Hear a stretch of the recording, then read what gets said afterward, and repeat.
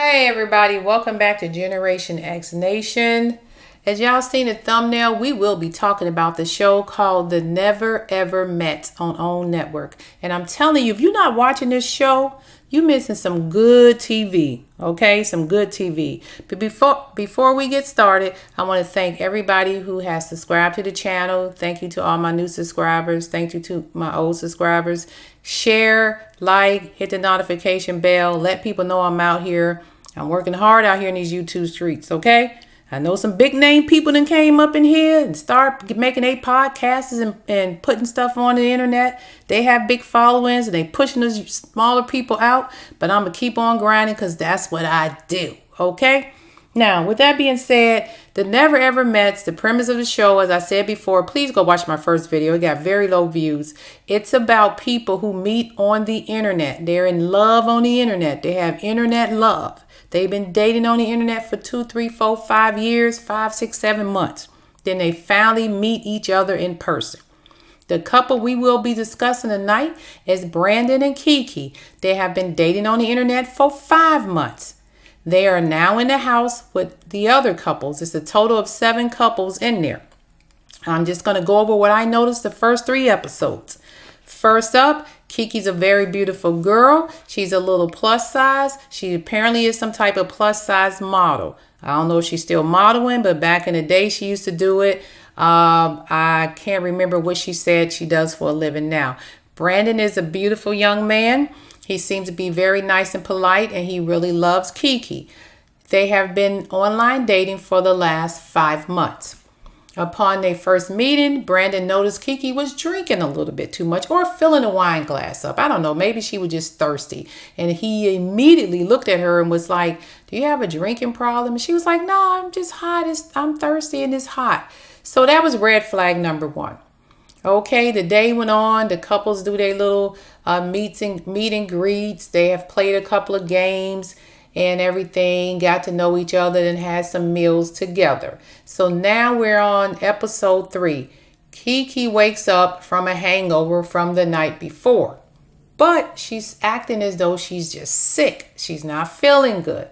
Brandon is downstairs in the kitchen. One of the rules of the house is each couple takes a day to cook for everybody in the house. Now remember last week I discussed Charlie and Jared. Charlie had 4 kids. She's the female. Jared had 2 kids. Each of them had a kid that they didn't, well, Jared had a child that was 6 months old that he didn't tell Charlie about. And Charlie had a 1-month-old that she just had before coming on to the show.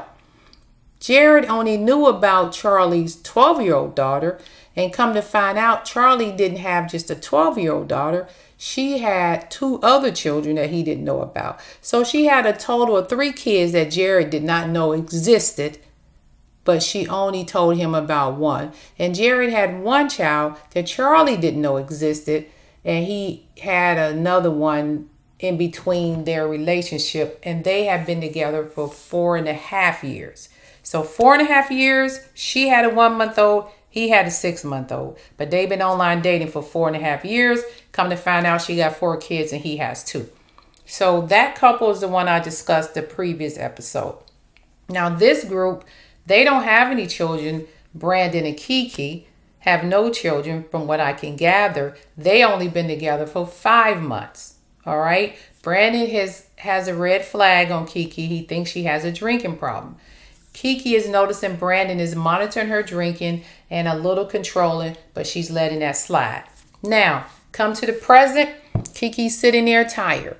So the young lady comes down, is in the kitchen, and she says, "Hey, Brandon, I think KeKe is not feeling well upstairs." Brandon, as concerned as he should be, he runs up there to check on her. What's going on? He immediately realizes that she's not sick. This is just some alcohol crap. But he tries to be nice about it.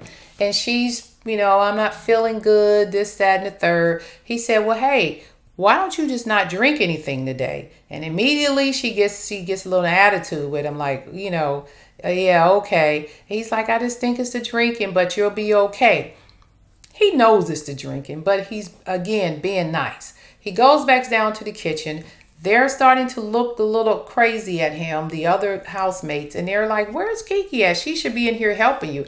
Oh, she's upstairs sick. I'm just going to go ahead and do it. So 2 other people come in to help him cook the meal.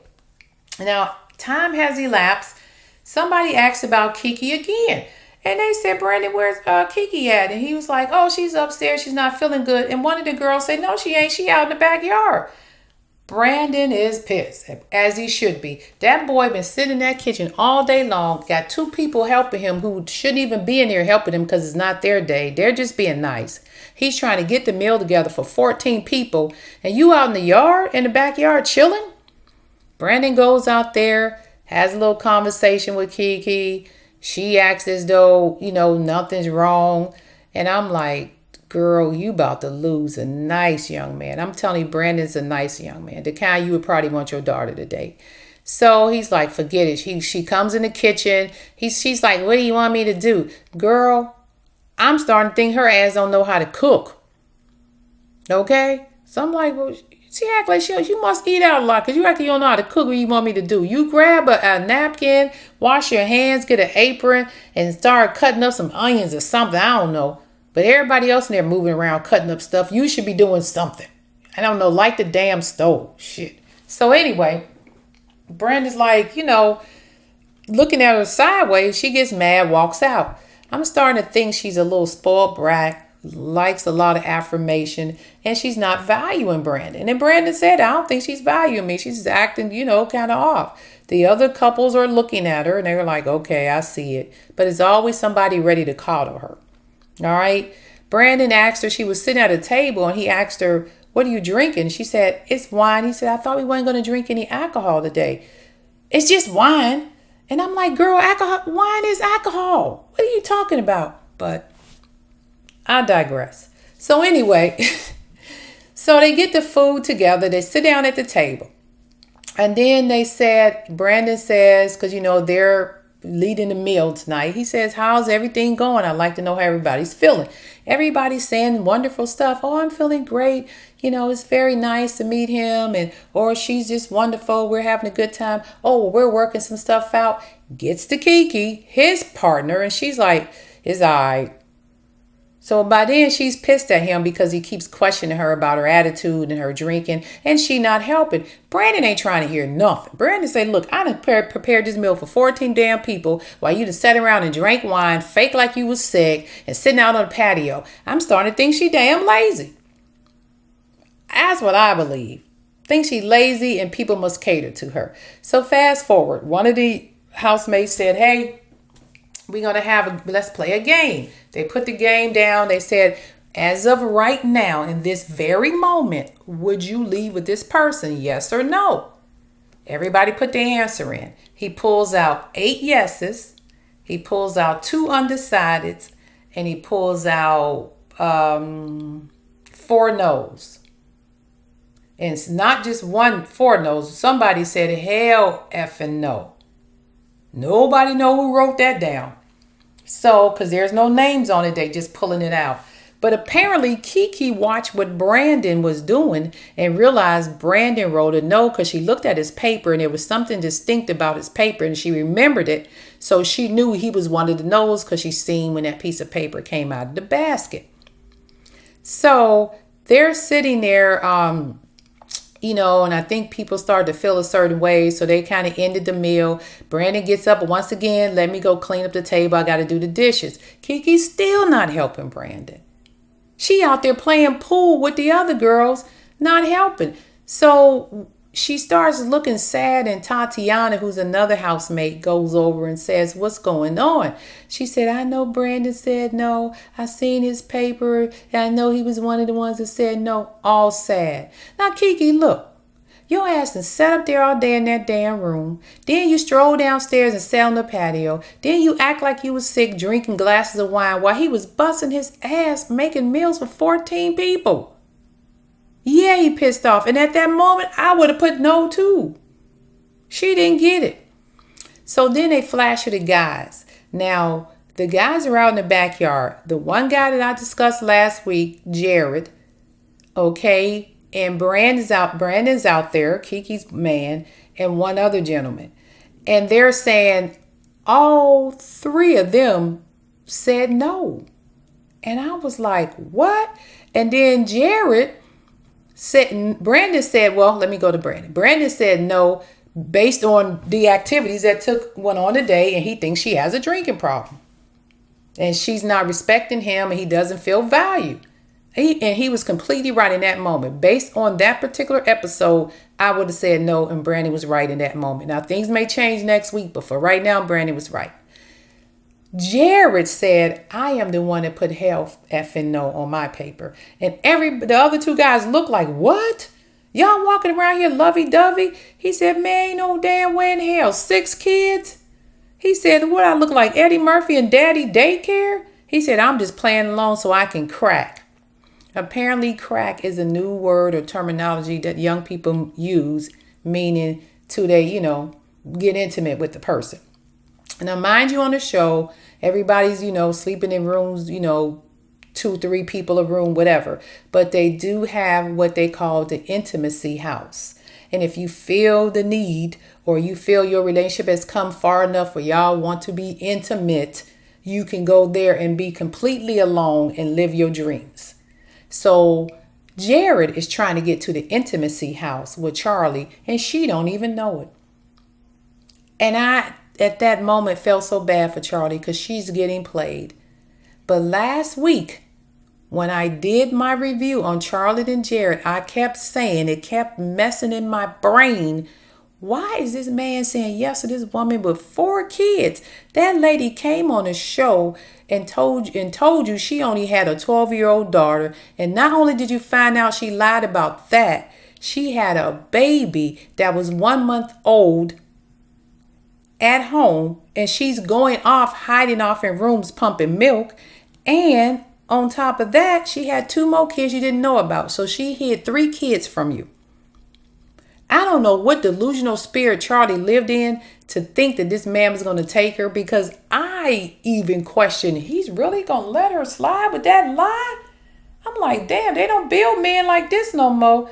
But just as true to manhood as I thought he would be, he is just laying around waiting to do what he want to do. He basically said, I done came this far and I'm not giving up. I'm not stopping until I crack. And once I crack, it's over. That man's about to break this lady's heart. And everybody's sitting there watching it. And them 2 guys he just told it to are watching it.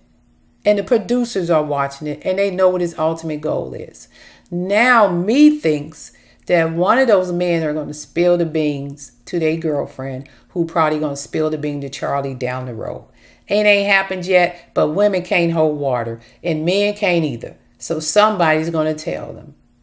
However, Jared shouldn't have said nothing to nobody, in my opinion. You don't know those people that well to trust them like that with something like that. It's wrong what you're doing, but if you was going to do it, you might want to keep it to yourself, because I guarantee you they're going to tell, one of those guys is going to tell one of their girls, and when they're going to run over there to her and tell her.